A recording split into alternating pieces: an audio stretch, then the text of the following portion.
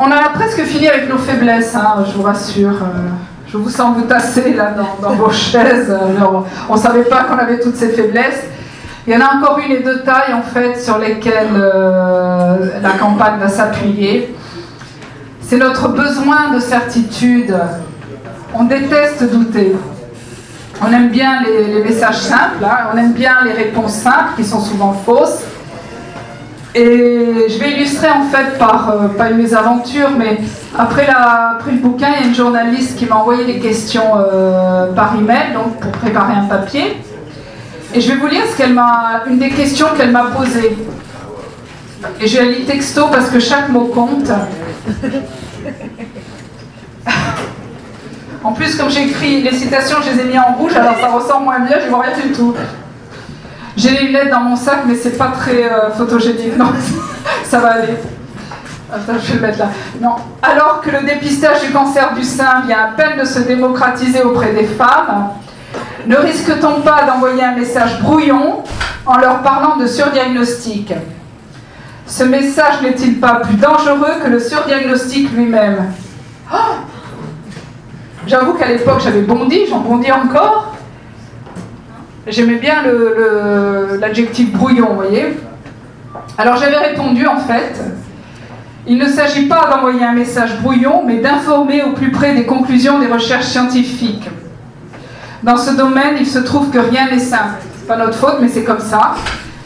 Que vaut-il mieux? Envoyer un message tellement simpliste qu'il en devient faux, et alors les femmes ne seront certes pas déconcertées, mais certainement mal informées, ou apporter une information plus en rapport avec la réalité, c'est-à-dire complexe et nuancée, et laisser à la femme le soin de décider en toute connaissance de cause de sa participation au dépistage.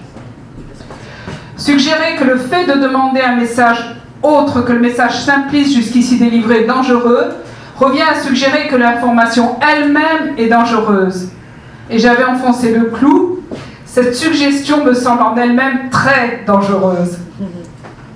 D'autre part, je continuais, cette accusation de semer la confusion dans l'esprit des femmes traduit un état d'esprit pour le moins paternaliste et que l'on pensait révolu. Elle laisse entendre que, 67 ans après qu'elles aient obtenu le droit de vote, on considère qu'elles ne sont toujours pas des individus majeurs capables de comprendre une information complexe. C'est presque insultant. Alors, je regrette d'ailleurs d'avoir ajouté presque à l'époque parce que c'est insultant, c'est carrément insultant. Alors c'était ma réponse. Je ne sais pas pourquoi elle n'a pas été publiée. Bon. J'allais dire, en plus je ne jette pas la pierre à cette journaliste. Il se pourrait bien qu'elle ait fait que traduire, je ne sais pas, le sentiment commun. Ce qui est grave justement, c'est que ce genre de questions, ça passe comme une lettre à la poste. Et c'est ça qui est... J'ai dit, mais comment on peut poser ce genre de questions? Nous sommes dans un... Pour moi, c'est la dictature, ça, l'information dangereuse. Enfin, c'est une pente très très glissante. Alors, toujours dans notre rapport, si vous voulez, à l'incertitude et à l'erreur, on a un rapport finalement pas très sain avec l'erreur. On n'aime pas évidemment admettre que l'on s'est trompé. Et au lieu de dire bon mais j'ai commis une erreur ou nous avons commis des erreurs, on va dire ben, des erreurs ont été commises. J'allais dire comme si les erreurs, je sais pas, c'était la génération spontanée, là, pouf, elles se sont commises toutes seules, quoi. Les erreurs, c'est pas nous, bien entendu, quoi. C'est dommage parce que tant qu'on ne va pas modifier ce rapport à l'erreur, on risque de ne pas avancer quelque part.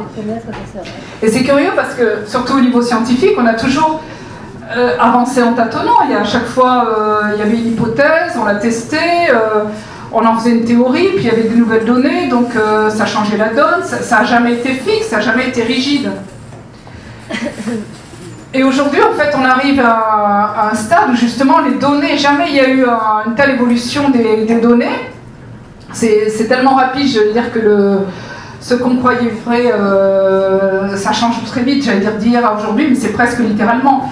Donc il faudrait, pour qu'on arrive à suivre ce rythme-là, que notre esprit soit d'autant plus flexible et d'autant plus ouvert, plus qu'hier. Et au contraire, je ne sais pas si c'est pour se protéger de cette rapidité qui est un petit peu inconfortable pour nous, Mais on a l'impression qu'on freine des deux pieds, qu'on s'accroche, qu'on résiste de plus en plus pour s'accrocher à des certitudes, à des croyances, parce que c'est quand même confortable. Et là où cette résistance en fait aux croyances ou ce qu'on pense être vrai se cristallise, c'est évidemment du côté des instances en santé publique. Malheureusement, certaines fois, elles sont peut-être plus soucieuses de préserver leur existence que la santé des citoyens. Et bon, c'est un petit peu dommage, mais c'est comme ça. Et pourtant, j'allais dire en politique de santé publique, il devrait y avoir un seul slogan, c'est que les nouvelles données devraient changer la donne. Et on a toujours l'impression que les instances de santé publique sont à la traîne. Bon, souvent les chercheurs, évidemment, sont les premiers à mettre en évidence quelque chose, mais souvent après, c'est l'opinion publique ou des lanceurs d'alerte dans le public qui vont prendre le relais des chercheurs à l'avant-garde, et les institutions, avant qu'elles se raccrochent au train, sont souvent un petit peu à la traîne. Mais c'est vrai que les institutions sont composées d'individus. Ces individus ont un job avec des points de vue, si vous voulez, qui dépendent un petit peu, ou le job qui dépend de leur point de vue plutôt. Donc on peut un petit peu comprendre cette résistance. Et la première réaction, quand il y a des objections sur leur politique, ça ne va pas être de se dire qu'est-ce qu'il pourrait y avoir de vrai dans cette objection-là. Ça va être de dire comment je vais pouvoir la réfuter en fait. Donc ceci pour expliquer que c'est très difficile de leur part souvent de faire marche arrière, de se dire ah, on a peut-être fait fausse route et pour le bien de tous il faudrait peut-être redresser la barre. Elles ont beaucoup de mal à faire ça parce que ça équivaudrait à perdre la face. Et perdre la face, ça dit bien ce que ça veut dire, c'est on aime tellement peu admettre que l'on s'est trompé que ça devient un problème d'identité. Et pour ces institutions, c'est un problème d'existence aussi. Donc vous voyez, on commence à comprendre à quel point il est difficile d'admettre que l'on s'est trompé. Et ceci d'autant plus que plus on est engagé dans une voie, plus on est allé loin dans cette voie, plus il va être difficile de faire marche arrière. C'est ce que les psychologues appellent la spirale de l'engagement.